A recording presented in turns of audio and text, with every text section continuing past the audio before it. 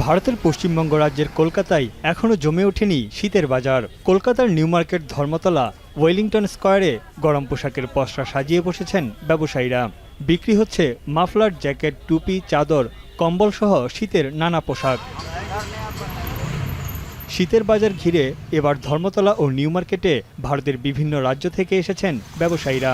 এমনকি নেপাল ও ভুটানের ব্যবসায়ীরাও এখানে এসেছেন ভালো বেচাবিক্রির আশায়। মূলত শীত মৌসুমে ব্যবসার উদ্দেশ্যে 2 মাসের জন্য কলকাতায় আসেন। আশানুরূপ ক্রেতা না পেয়ে অনেক ব্যবসায়ী হতাশ। ঠান্ডা নেই বলে বিক্রিও নেই, বসে আছে। আপনিও দেখছেন ফাঁকা বাজার।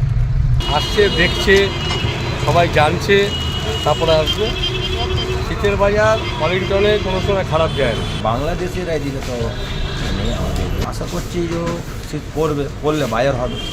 নানা ডিজাইনের বাহারি সব শীতের কাপড় নিয়ে দোকান সাজালেও ক্রেতার তেমন দেখা নেই।